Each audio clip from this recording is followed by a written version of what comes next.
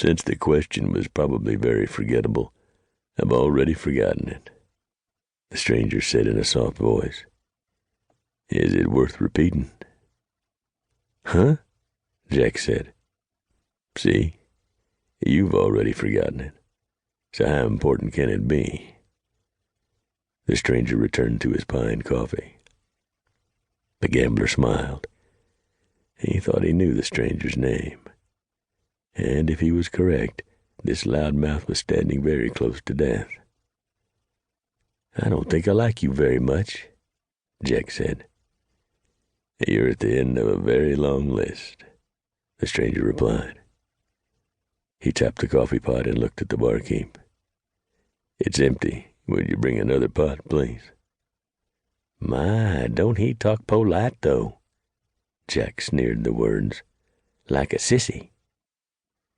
"Jack," one of the card players said, "why don't you shut your damn mouth and leave the man alone? He ain't bothered no one." "You want to make me?" Jack challenged the man. "Come on, make me shut up." "Oh, go to hell, Jack," another card player said. Another pot of coffee was placed on the stranger's table, and the barkeep backed quickly away. The stranger poured and sugared and stirred, and then carefully rolled a cigarette, lighting up. "My name's Jack Lynch," the young man called to the stranger. "Everybody should know their name." The card players laughed at that.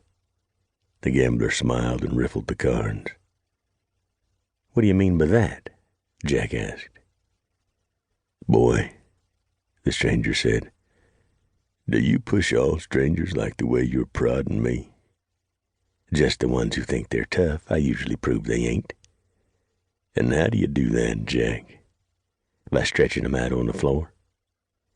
"Did you ever stop to think that one of these days it might well be you that stretched out on the floor?" "That don't ever enter my mind," Jack said.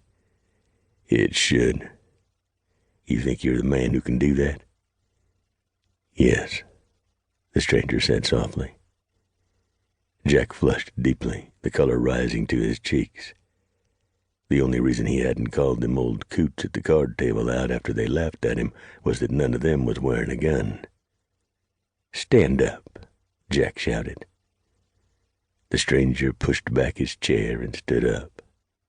"Big," the card player said. Jack Lynch stood with his legs spread, his hand by his gun. The front door opened and a blast of cold air swept the saloon. The town marshal stepped in and sized up the situation in about 2 seconds. "Back off, Jack," he barked the words.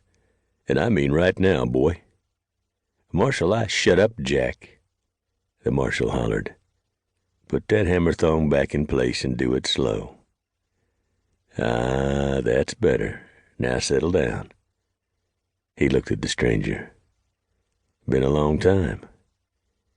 "5 years ago. You horsed through a shoe and you stopped in town.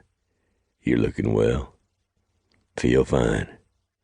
I recommend the apple pie," the stranger said. "It was delicious."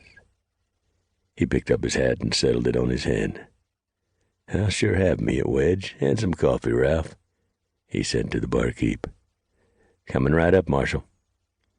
"See you around," the stranger said. "See you." The front door opened and closed, and the stranger was gone, walking across the still frozen street to the hotel. "Sorry, Marshal," Jack said. "I didn't know he was a friend of yours." The marshal sipped his coffee. "Jack, do you have any idea at all who that was?" "Some yeller-bellied tin horn," Jack replied. The gambler smiled. The marshal's eyes were bleak as he turned his head to look at the young man. "Jack, you've done some dumb things in the years that I've known you, but today took the cake."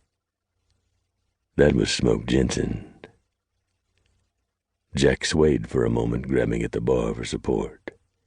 The gambler kicked a chair across the floor, and the marshal placed it upright for Jack to sit in. Jack Lynch's eyes were dull, and his face was pale. A bit of spittle